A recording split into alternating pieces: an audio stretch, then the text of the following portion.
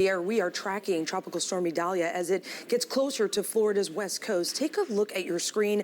This is where the storm is now. It is forecast to reach at least Category 3, a major hurricane as it moves across the warm waters of the Gulf of Mexico before it makes landfall on Florida's Gulf Coast. So now is the time to prepare your home, yourself, and your family. And we will be here with you throughout it all. This is 10 Tampa Bay. We are your hurricane headquarters. I'm Carolina Lee. And I'm Dave Wagner. We appreciate you being with us right now. 46 counties are under a state of emergency as we expect to see strong winds, a lot of rain, and dangerous storm surge. There are mandatory evacuation orders for parts of Hillsborough, Pinellas, Citrus, Pasco, and Manatee counties. That includes Zone A, low-lying areas, and mobile homes. Voluntary evacuations are underway in Hernando County for all areas west of US 19, but they expect to issue mandatory evacuations tomorrow. So we are making sure that you are informed and prepared, and we have team coverage this evening with crews across the Bay Area. But first, let's get right over to Chief Meteorologist Bobby Deskins with the latest on the storm's track. So a little bit of good news, at least for the Tampa area. Let's start where it is right now. Winds at 70 miles per hour. We're less than an hour away from the next full update, including a track from the National Hurricane Center. I expect it to have 75-mile-per-hour winds. That would make it a hurricane. Now, it's still in the northwestern Caribbean, just barely. There's the tip of Cuba. This is the forecast. You can see, look at this. Tonight, we get the hurricane. Tomorrow, it's 85-mile-per-hour winds in the morning, 105, Cat 2 in the afternoon, still well west-southwest of us, but then a Cat 3 major hurricane with 115-mile-per-hour winds with landfall somewhere up here near Cedar Key. Now, I will tell you, the trend is to the west, away from us, and I'll show you that coming up. But notice how Tampa's not in the cone. This has nothing to do with the weather. The cone only is where will the center of the storm go. The center of the storm could go over here. And there's going to be a lot of weather over here. We're getting weather. Even if it went over here, we're still going to get weather. But right now, we think it's coming right up the middle of that cone. We're going to get some weather from it. So don't think that because we're out of the cone that we're out of the trouble or out of the woods, right? No, that's not the case. Forecast models. People are just like, what happened, Bobby? I'm like, they are trending further to the left. And you see this batch that's over here? More of the global models are coming in and saying that, so we'll have to see how long these stick around here. But even at this, it will keep the heaviest winds just offshore for the Tampa area. Now look, we still have a hurricane warning in effect for Pinellas, Hillsborough, Manatee, Pasco, Hernando, Citrus County, tropical storm warnings for inland locations. I think the highest wind will be right along the immediate coast, especially from Tampa, Pinellas northward. That is a storm surge warning as well, too. Initially, we're thinking 4 to 7 foot of surge here in the Tampa Bay area, going 7 to almost 11 up towards Crystal River. Some of that, especially in the Tampa Bay area, may come down just a little bit. This is a product from the Hurricane Center. The yellow is tropical storm force winds, 40 miles per hour higher.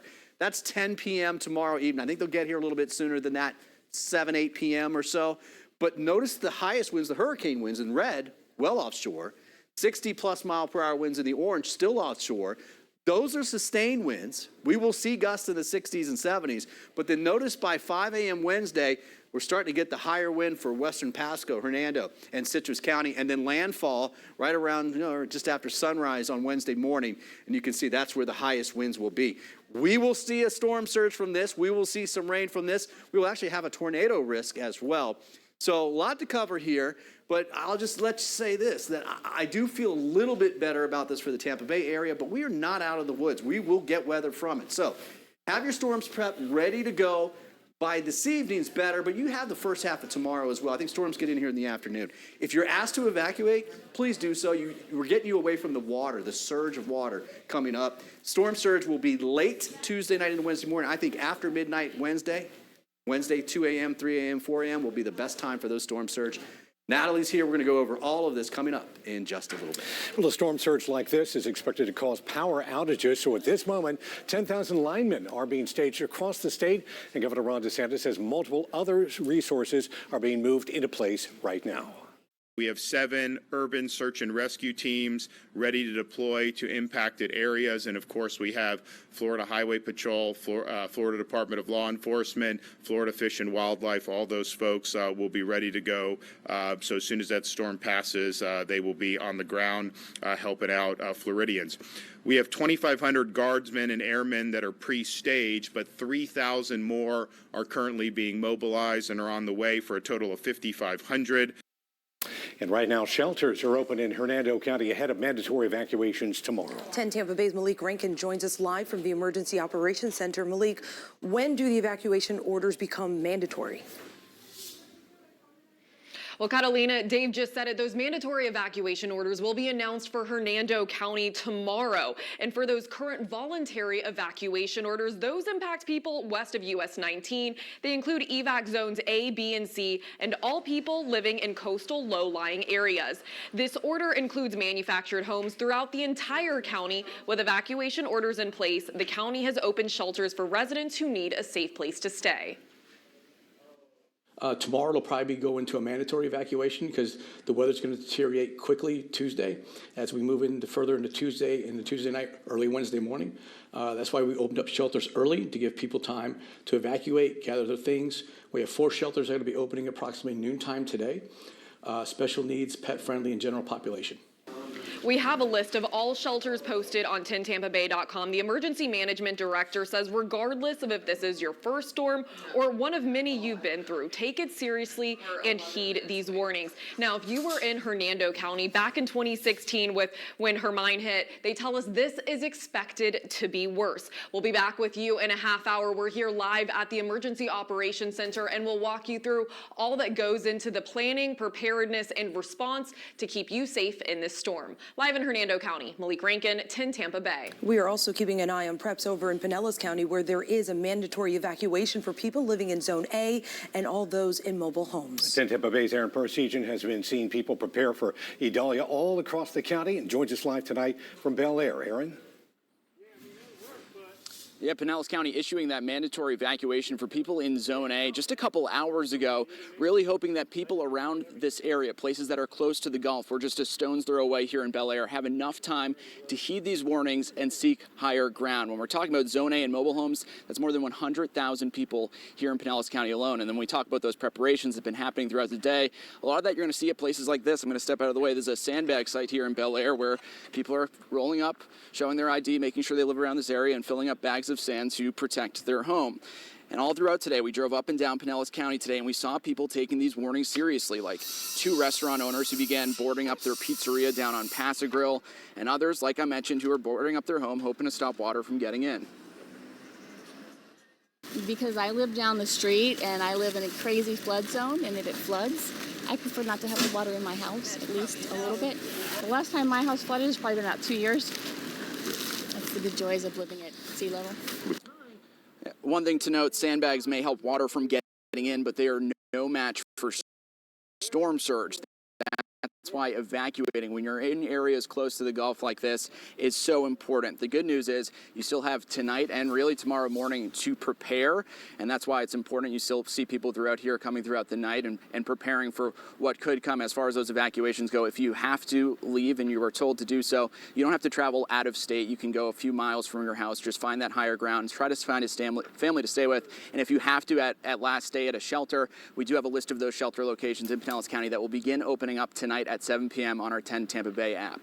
Live in Pinellas County, Aaron Parsegian, 10 Tampa Bay. All right, Aaron. Tampa International Airport announced it will suspend all commercial operations beginning at midnight tonight. That's so they can prepare the airfield and terminals, move equipment, and any remaining aircraft. Some cargo and private aircraft operations could continue overnight, but all air traffic will cease by 7 a.m. tomorrow. Impacting people's travel plans is not something we take lightly, and suspending flight operations is a last resort for our team here at TPA. But safety is paramount, and we have to ensure that we're protecting our employees and airport infrastructure that could be damaged by wind or water. And the airport will remain closed until they can assess any damage later in the week. They anticipate reopening Thursday morning, and across the bay, St. Pete Clearwater International Airport will shut down at 3 p.m. tomorrow. Hillsborough, Pinellas, Pasco, Hernando, Hardy, Sarasota, and Citrus County schools will be closed Tuesday and Wednesday. That's so they can set up shelters at some school buildings. Catholic schools and buildings operated by the Diocese of St. Petersburg will also be closed the next 2 days. Polk County schools will be open tomorrow, but they will be closed Wednesday and Thursday. As we see long lines at gas stations ahead of Tropical Storm Idalia, state leaders gave an update this morning on gas that may have been contaminated with diesel at 29 gas stations. They say by the end of the day, they hope to have the results from tests at every affected location. Some 7-Eleven stores, BJ's wholesale clubs, and other stations that buy gas from Citgo may be contaminated. They may be impacted if you bought gas at those stations this past Saturday after 10 a.m. The Florida Department of Agriculture and Consumer Services says there's a strong likelihood it was human error at the Port of Tampa. We have a list of stations on our website and how you can file a claim if you're affected, and you can get that information on our website. As we track Idalia, we'll have live updates every day on 10tampabay.com and on our 10 Tampa Bay Plus for your favorite streaming device. And we will send alerts straight to your phone through our free 10 Tampa Bay app. And in less than 3 minutes, we're going to show you where you can get sandbags, how to use them, and what you should plan to do after the storm passes. I'm 10 Tampa Bay Chief Meteorologist Bobby Deskins, and I'm here to bust some of those hurricane hack myths like, putting tape on your windows. How about throwing your lawn furniture in your pool or putting valuables in your dishwasher? Now, you've probably seen these all over the internet, but they could end up as a big fail. Don't tape up your windows. Number one, that's not going to stop debris from flying through, and also, it's going to leave big pieces of glass if it does break, and that can be really dangerous. Here's another one. Throw your lawn furniture in the pool, right? Don't do it. They can turn into huge flying objects, and they can damage your pool too. Put them in your garage, house, or other secure building. And you still see this one all over. Storing valuables in your dishwasher? Nope. Dishwashers won't keep water out. If your home is flooded, your dishwasher will flood too. I suggest a go bag. Store your valuables in a plastic container or bag, and when you leave, take them with you. And back here on our 10 Tampa Bay special coverage at 4 o'clock, we are keeping a close eye on Idalia as it moves closer to Florida's west coast. This is the storm's latest track, as you can see right there on your screen. So preps are underway across our area, including plans to address expected power outages. Crews are staging across the state and here in the Bay Area right now. And 10 Tampa Bay's Jennifer Titus is live at Duke Energy Storm Center in St. Pete with more on this. Jen? Yeah, Dave and Carolina, it's what everyone loves to hear, and everyone loves to see those linemen just lining up the interstate on their way here. I'm told thousands of linemen are already on the way, and they will be in place once this storm hits. If you look at the map right now where there are storm surge warnings and hurricane warnings, many of them are Duke Energy customers. I have Audrey Stasko with me from Duke Energy, where, Audrey, if you can kind of just explain to me what really happens here and how you guys prepare to make sure that power is back on if it does go out. So Duke Energy, we have staff of meteorologists, system operators, dispatchers, and obviously our line crews that are all actively monitoring the storm's path, intensity, and all that. And basically, we're getting ready to respond. So we've activated our storm center. That's where we're at right now, the distribution control center. This is where our teams are actively working to dispatch crews and make sure that they're ready in places to respond quickly and safely. And you guys have linemen coming from all over. When we're talking thousands of linemen, 4,500, not just linemen, but also dispatchers. There's all plays such an integral part of this whole operation you have to make sure power gets back on. Yeah, so we're mobilizing 4,500. This is line techs, veg management crews, damage assessors, and support personnel, all ready to respond to restore power for our customers. And they're staged at Tropicana Field, and we know there is a staging system in the villages because really where this storm's path is kind of really in the middle between south Pinellas County and right there where the Villages is. So that's kind of what you guys are paying attention to right now. Absolutely. And, you know, safety is important not only for our customers, but for our crews. And so we stage them in areas where we can quickly dispatch them to the areas where we're seeing the most outages. Perfect. Audrey, thank you so much. As you see, they are already preparing for this storm. Those linemen will be heading this way so that they are ready, Dave and Carolina, when that power goes out. Back to you guys. All right, Jen. Well, Florida Power and Light crews are getting ready for the storm. They were out trimming trees in Northport to get limbs and branches away from power lines and try to prevent those power outages. They're also inspecting lines, looking for any potential problems, and getting into position right now to respond to any areas impacted by Idalia in the coming days. All right, guys, so they're going to be talking about the wind, right? The wind's going to knock those trees down into the power lines. We think the highest winds as it goes by the Tampa area will stay offshore, but we're still going to get some winds here, 40, 50, 60 mile per hour winds with some higher gusts, and you know that can put down some trees. Here's the storm now. Look at all the thunderstorms that have fired up out ahead of it. 70 mile per hour wind, still waiting on that 5 o'clock update to get the latest numbers. Take a look now at the radar mixed in here. You can see a lot of rain coming across Cuba, storms out ahead of it.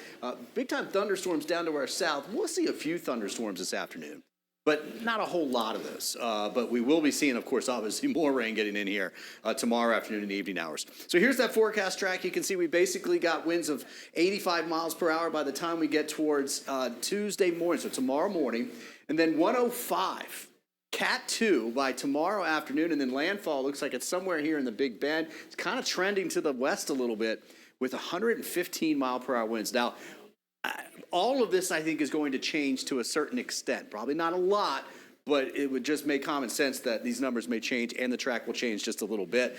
This is the latest forecast, spaghetti plots, forecast models, and there are a lot that are getting back up here to the west. If that is the case, number one, that would be much better for Crystal River. You're still going to get some decent surge, but that would be obviously much better for Cedar Key, and it's even better for Tampa because it keeps the center further offshore and the highest winds out here. The closer that gets to us, the more wind, the more surge, and the more rain, too. So the further away it goes, the better off we are. Now, what's making it turn? This is called a trough. This big dip out here is a big trough. The GFS model has it extending almost all the way back to Texas. There's a little piece of it. See that right there? The European has it over here. And as a result, the European's a little bit to the right of the GFS model. The GFS model is coming in over here. But you can see what happens. This trough dips down, and it literally picks this thing up and takes it out. It's actually going to pick up Franklin, too. See Bermuda over there, Franklin? That's picking it up and moving out. That's the steering mechanism. But because of where it is, we think it can go straight north for at least a little while before it goes north-northeast. And that's the important thing for us. Now, let's talk about the wind. Here we go with the winds moving, remember, counterclockwise, 2 a.m. Wednesday. So it's really 8 p.m. tomorrow evening through sunrise Wednesday morning. That's when we'll see the worst weather, the worst wind. This is 8 a.m. Wednesday morning. It's making landfall. Really, if you're in Pasco, Hernando, and Citrus County, the winds will gradually get higher about 3, 4, 5 o'clock in the morning. Then it will move off to the right. Let's take a look at the forecast model. This is a bigger version, obviously. 9 a.m. tomorrow morning looks good. Finish up your preps. 2, 3 o'clock, showers and storms come through. It'll be getting gusty in these storms, and there's a tornado threat there. This is 8 p.m. Tuesday. Better tornado threat there. Winds are increasing, but the center's way offshore. This is midnight, tomorrow night into Wednesday morning. Then the wind starts blowing on shore. The water levels start coming up. That's our surge threat.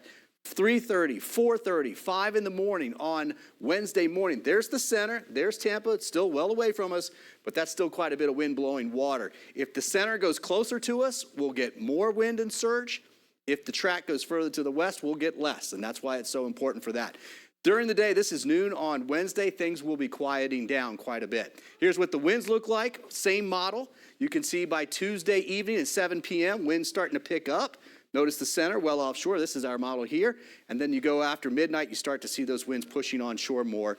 That's where we're getting at 30 mile per hour winds, gusts in the 50s at least, blowing onshore. That's pushing a lot of water, and that's why you get wind surge. Compare that just to the European. Good news is it's not far off. When we see consistency, that's what we want to get, because then we have a little bit more confidence in the track of the storm, and that is growing. I can't wait for the 5 o'clock numbers to come in. All right, let's get you planned out what we can expect specifically and plan you through the day tomorrow. Let's go over to meteorologist Natalie Ferrari. Good afternoon, everyone. Yeah, this is something county by county. Depending where you are located, there will be different impacts in your neighborhood. You just saw there that eye, the center, looking to stay just offshore, but trying to make impact towards landfall, either just north of the Nature Coast or through the Big Bend area. So that is going to give the greatest impacts as far as our counties locally along the Nature Coast. We're talking to you, Citrus, Hernando, and Pasco counties. So we talked about 50 to 70 mile per hour sustained wind speeds, gusting 70 to 80 at times. So imagine all that water just thrashing onshore along the immediate coastline through the Nature Coast. That is water that is pushing on land. That is where storm surge comes into place, and that is where we're going to see the highest numbers, 7 to 11 foot storm surge through that region, and that is where it's going to be most significant overnight into early Wednesday. So remember, the rain and the wind happen first, then that storm surge is an immediate reaction to that, and that is where it's going to be the most problematic through the early morning hours. On Wednesday, rainfall amounts also will be the highest with 4 to 8 inches. Locally could see higher than that because we're going to see some of these bands just washing on shore very consistently in the same regions, even training at times. Bringing it down to Pinellas and Hillsborough, yes, we're still going to feel impacts here as well, but you'll notice those wind speeds still staying with tropical storm force winds at times, 45 to 65 mile per hour sustained wind speeds at times, gusting closer to maybe 60, 75 at times. And we're also going to have to watch out for that isolated potential for tornadoes. Whenever we have those spin ups, this is the prime atmosphere that we'll have to watch out for that. Locally, dealing with 4 to 7 inches of rainfall will be possible in some locations. Notice how these numbers come down ever so slightly in some of our southern counties.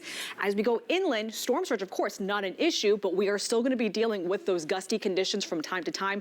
Isolated tornado threats, so a little more few and far between, not quite as immediate, but we will be watching those impacts increasing, and as far as those deteriorating conditions really taking over through the second half of tomorrow. So that is why we're saying you want to have everything taken care of by tonight, but for sure, just a little after sunrise tomorrow morning, because those rain chances and those winds will all start to pick up through tomorrow. We'll be right back. I'm 10 Tampa Bay meteorologist Natalie Ferrari. Preparing for a hurricane is work, but once you've been here for a few years, you'll have it down. We've talked about food and water. Now, what else will help you survive the storm? Get ready, because here we go. Flashlights, batteries, paper towels, garbage bags, bug spray, baby wipes. Hold up, we're stopping here. Why do you need baby wipes if you don't have a baby? Well, you can use them to clean yourself. Now, let's head back to the list. Plastic utensils, paper plates, napkins, solo cups, disinfecting wipes, bleach, coolers, regular old-fashioned can opener, emergency medical kit, extra supply of your prescription drugs. If you have a grill, get propane or charcoal to cook food. Another thing that could be helpful is a camping hot plate that uses propane. It'll help you heat up things quicker. You'll want to make sure you can store all your important paperwork together. Think birth certificates, social security cards, and passports, wills, medical records, your car insurance paperwork, as well as all your insurance and property homeowners insurance as well. You'll want to be sure to put those important documents in a plastic waterproof container. That way it'll be easy to take with you in the event you have to leave quickly. Oh yeah, and don't forget those important irreplaceable photos too. You not only need to be prepared ahead of the storm, you'll also need to prepare for what to do after it passes. In less than 3 minutes, we'll show you how. This storm poses a significant storm surge threat. We are going to have tornadic activity with this. Our Board of County Commissioners met and they voted to declare a local state of emergency.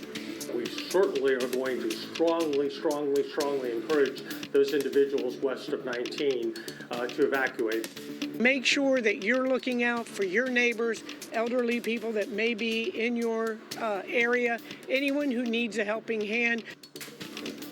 We continue our special coverage as we track Idalia at this hour. This is 10 Tampa Bay. We are your hurricane headquarters. I'm Carolina Lead. And I'm Dave Wagner. As we speak, preparations are underway across our area and across the state. We're going to show you what's being done and where evacuation orders are in place right now in just a moment. But first, let's send it right over to 10 Tampa Bay. Chief Meteorologist Bobby Deskins with the look at the storm's track.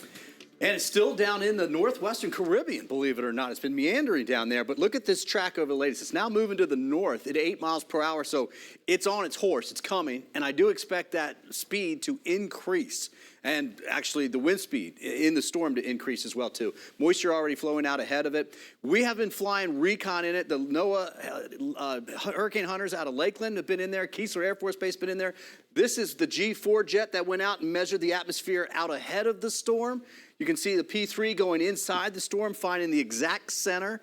So we're getting all kinds of information about the atmosphere, about the storm itself. That information goes into the models. And so when the models start to run, they run about every 6 hours, they run with really good information. We know if the center's here, that's great. If it goes over here, we need to know that. And that's what those planes are doing. So now we know where the center is. They put that into the track, and here we go. You can see it's moving up across the eastern Gulf of Mexico tomorrow morning at 85-mile-per-hour winds. Probably a hurricane coming up about 5 o'clock tonight. 105 Cat 2 tomorrow afternoon. Cat 3 possibly by landfall. It stays out over water. This water right here is called the loop current. It's very warm. It's very deep as well, too. That warm water goes way down. It cools a little bit, but you got to go way down before it cools. After it makes landfall, it looks like it wants to skirt the Carolinas, Savannah as well. Mainly as a tropical storm with 60-mile-per-hour winds. There's the loop current. The current comes out of the Caribbean, goes something like this, and then back down, and that's the Gulf Stream. This system is sitting here and has to come across all of that warm water. That's why it goes from 70-mile-per-hour winds now to 85 to 105. Now, as it gets closer here, the water's still well above 80. It's close to 90 most locations, but it's not that warm, that deep. And so that will keep it a little bit at bay, but we still have forecasted to go up to 115 mile per hour. Now, there are the hurricane warnings now. I think the best chance to see hurricane winds will be right here along the coast. It'll be on the back side as the storm goes by.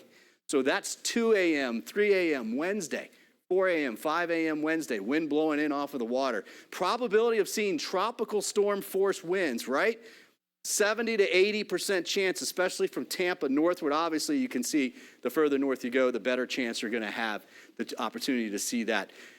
Surge is coming, and surge will be early on Wednesday morning. We happen to have a full moon on the 30th.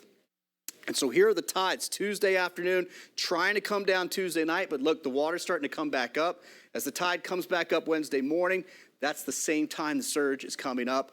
4 to 7 was the initial forecast that might come down with the storm going further offshore if it does, but we have to plan right now for a good 4 to 6 foot of storm surge. Right now, 46 counties are under a state of emergency as we expect to see strong wind, a lot of rain, and dangerous storm surge. There are mandatory evacuation orders for parts of Hillsborough, Pinellas, Citrus, Pasco, and Manatee counties. That includes Zone A, low-lying areas, and mobile homes. Voluntary evacuations are underway in Hernando County for all areas west of US 19, but they expect to issue mandatory evacuations tomorrow. 10 Tampa Bay's Malik Rankin is there right now for us. She's at the Emergency Operations Center. Malik, it's busy there. Catalina, it's an all-hands-on-deck situation right now. The Emergency Operations Center, they're at a level 2 activation right now. Tomorrow, that will escalate to a level 1.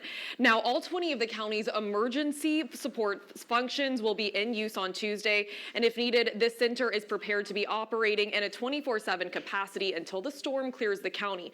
Shelters are open in the county. The EOC director tells me they'll remain open as long as they're needed. Now, on Wednesday night going into Thursday, the EOC will then begin to assess the storm damage. Now, mass power outages in this area are expected with trees down, power lines down. When I was speaking with the EOC director earlier today, he could not stress enough how important it is for you to have a plan in place and be prepared to execute that plan. Because for all of the first responders in all of our impacted areas, when the storm comes through, there may hit a time when they're not able to respond to your calls, and that's why it is so important to have your plans ready.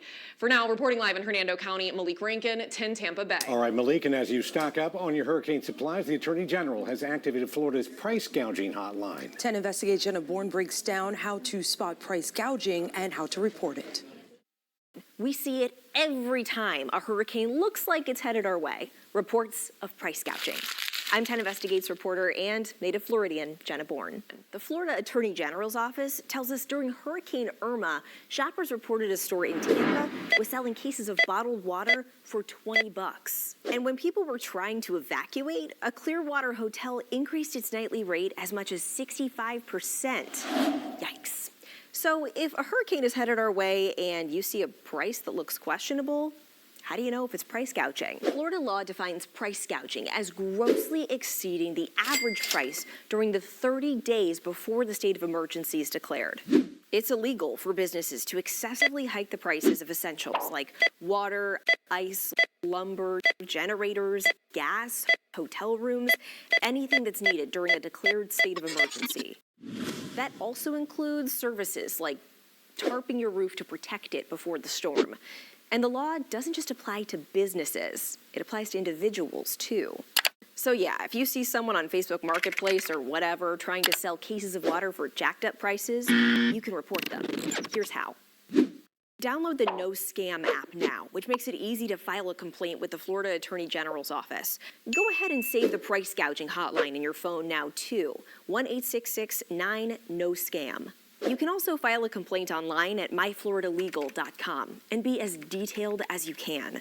A lot of the reports that come into the AG's office don't have enough information for investigators. So include details like the name of the store, the address, the item's brand and size, and take pictures of signs displaying the price, receipts, or estimates.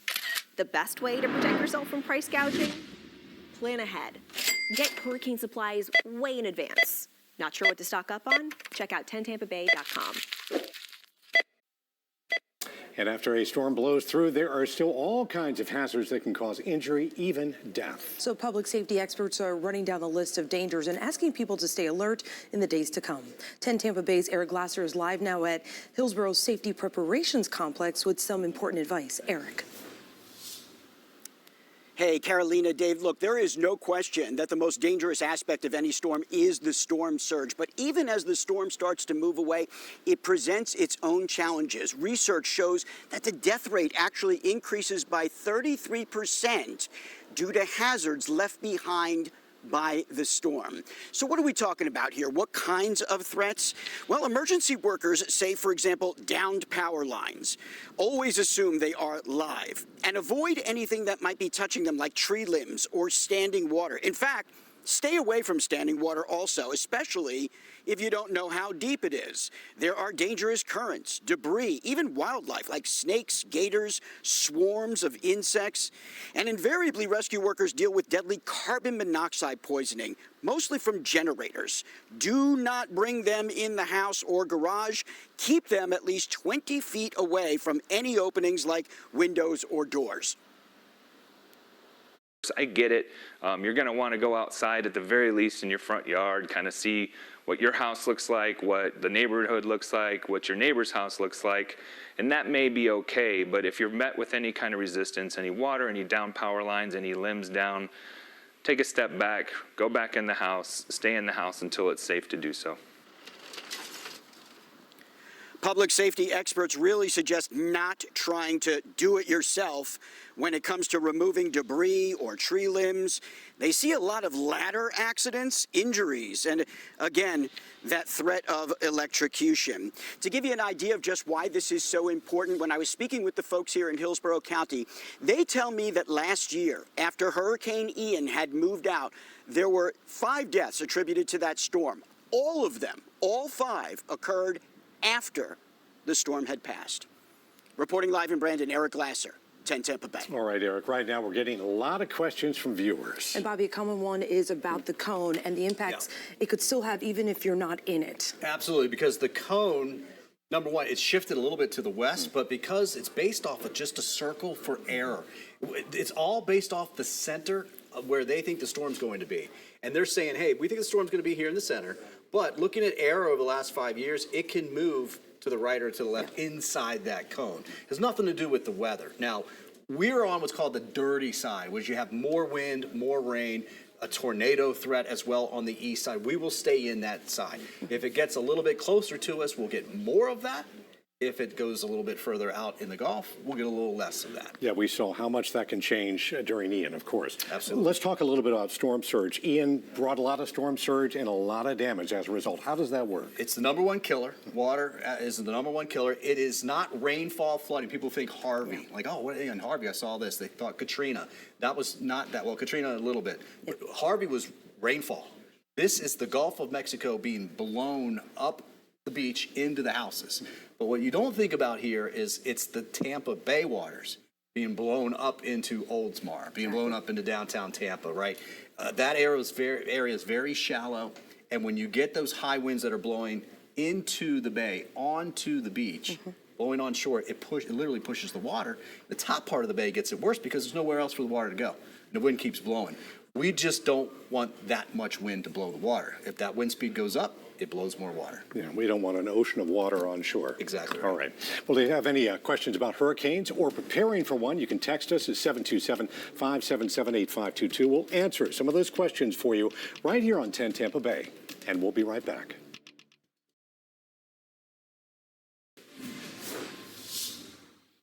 All right, everybody, let's take another look at it. 70-mile-per-hour winds for tropical storm still Idalia, but again, I think that's going to go, if not 5 o'clock, it would be an 8 o'clock update, but there's recon in there now. They're probably going to get 75 out of it. It is still maintaining the convection, and it's now moving to the north at 8 miles per hour and seeing a little jog to the right. I hope that doesn't stick. If that does, that could shift the whole track further to the right. This is why things can change, and they still will change according to the forecast models. Rain's coming out ahead of it. You can see these are storms here. None of that's really associated with the storm itself, but those are, and they will be spreading northward through the area, especially by tomorrow afternoon. Here's the latest forecast track. We'll get a fresh one coming up here in just a few minutes. 75-mile-per-hour winds by this evening. That makes it a Category 1 hurricane. 85 by tomorrow morning, 105 by tomorrow afternoon. And at that point, it'll be moving past us and off to the north-northeast. And if that track holds, that will keep most of the wind offshore. Remember, we were just talking about this cone. The center could go here or could go all the way over to here, could go here, all the way over to here. There's still lots of weather out here, right? Just don't think that you're not in the cone, that you're okay. And then you can see it takes off to the north and the east. That trough swings by, picks it up, and pushes it off towards the east. Now, let's talk forecast models. We're waiting for this trend to continue, hopefully, of this stretch right in here. The models are saying, hey, you know, that trough's back here a little bit. It's actually swinging forward, but there's a piece of it back here that's going to allow this to not get pushed to the east as soon. But that's not set in stone, and you can see the models are kind of split, a bunch here, a bunch there. Obviously, we want the ones on the left-hand side. We'll have to wait and see what it looks like. I think it's trending to the west. I think it's going to be somewhere in between those two.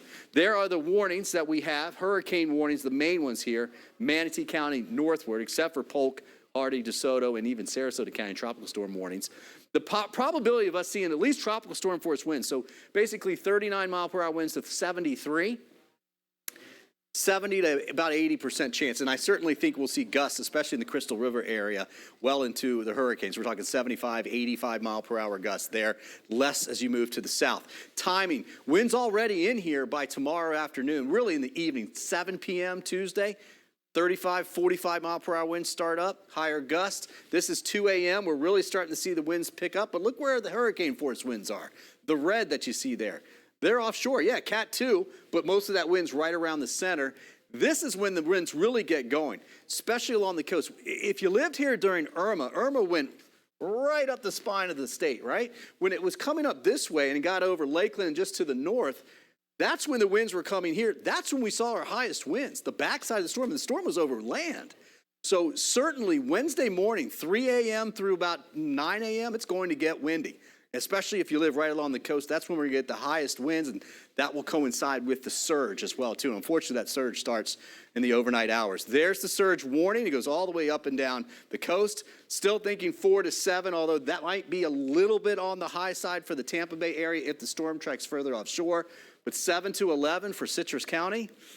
Maybe on the lower end of that, but we're certainly going to see quite a bit of surge for it. Let's talk real fast about the forecast model. This is 9 o'clock tomorrow morning. Still have time to finish the preps by then, but look at this, 2, 3 in the afternoon. Those are rain bands from Idalia. Will be a Category 1, at least hurricane by that point. The forecast calls for a Cat 2 with 85-mile-per-hour winds. And then now you can see we're basically looking at it move by. That's Tuesday night, Wednesday at midnight. Basically to our west, those are heavy bands of rain, very gusty in there as well too. Then the surge really gets going after midnight Wednesday night, well, Tuesday night into Wednesday morning. And then you can see landfalls up here near Cedar Key. All right, let's get over to Natalie Ferrari. She's going to go over this and talk about the options that we get. What's it going to look like for the Nature Coast? The Nature Coast is actually going to have the most significant impacts, all when it comes to some of the strongest wind gusts. Imagine all of that water in a prolonged period of time, all that wind driving that water right along land. That is why we are really stressing the importance of the storm surge concern, because that is what that means. 7 to 11-foot storm surge in that region. But remember, this is after we have the significant amount of rain passing through, as well as the significant amount of wind pushing on shore. So that will happen as early as tomorrow night through the evening hours, but it's really going to be overnight into early Wednesday that is going to be a concern when it comes to storm surge. Similar timing, even as you go a little further south, but not as significant with the impacts. It's not as high of a number when it comes to that storm surge right around Pinellas County and into the parts of the immediate bay into Hillsborough. We're looking forward to 7-foot storm surge overnight, again, into early Wednesday morning. But you will be looking at sustained wind speeds right around those tropical storm force winds with 45 to 65 miles per hour sustained at times, gusting higher to 75 miles per hour at times. We do think there's going to be a tornado watch for parts of the region tomorrow, because whenever we have this much tropical energy overhead, that is prime, that is conducive for those isolated spin-ups to develop. So we'll be watching closely for that. Back down, keeping along the coast from Manatee and Sarasota, continuing to deal with those gusty winds, as well as 2 to 4-foot storm surge, again, overnight into early Wednesday. Of course, inland, we don't worry about storm surge, but we do still worry about that isolated tornado threat. We're going to get those gusty winds at times, 2 to 4 inches of rainfall at times. We can even see a few isolated pockets a little heavier than that, because you're talking about rain training over the same regions over and over. A good chunk of our soil tomorrow is going to need that drink of water. It's just not going to need the other impacts when it comes to those high winds and, of course, that storm surge along the immediate coast. Have your preparations done, guys, by early tomorrow morning. You got a little bit after sunrise, some daylight hours to go, but we will notice those conditions deteriorating after lunchtime through the afternoon, evening, and it just kind of goes downhill overnight into early Wednesday morning. We are dealing with some moisture overhead today, but this is not from Idalia. This is actually that outer flow, deep tropical moisture that's pushing up ahead of it. It's interacting with the daytime heat showers and activity that's been popping up, but we will actually see the bands directly related to the system by tomorrow afternoon. Tonight, we are going to keep seeing those off and on showers just passing through from the south up to the north, and even as we go through the next 12 hours, we will notice those passing showers and even pretty much cloudy conditions peeking through, especially through sunset. But I do think after midnight, those rain chances will be shutting down. Once we lose the heat of the day, we will actually have some pretty quiet time through the overnight hours and into tomorrow morning. But again, the big show does start through tomorrow and into our Wednesday. We're going to be here live to keep you updated all throughout the entire event. We'll have more news and weather coming up after the break. Well, before we go, we want to get one last look at the storm's track. Bobby, what can you tell us? So this is our local model, and you can see the winds. What happens now, the earliest arrival we think of tropical storm force winds, most reasonable, 7 or 8 or 9 p.m. tomorrow evening. The most likely time that it exits, between 9 a.m. and noon on Wednesday. All right, so this is an overnight Tuesday night issue that we will be dealing with. I mean, the important thing is making sure you have a plan in place, know what you're going to do, because these storms, even though we see those spaghetti models there, that doesn't necessarily mean exactly where it's going to go. Right, and we were talking about basically the best time to take advantage of that. We have still some daylight hours now. You have through tonight, you have tomorrow morning, but I'm talking early. You just want to get that all out of the way, because it will get worse throughout parts of tomorrow. Natalie, thank you. Our coverage continues with Courtney Robinson and Joshua Dorwitz on 10 Tampa Bay this evening. That is just 3 minutes away.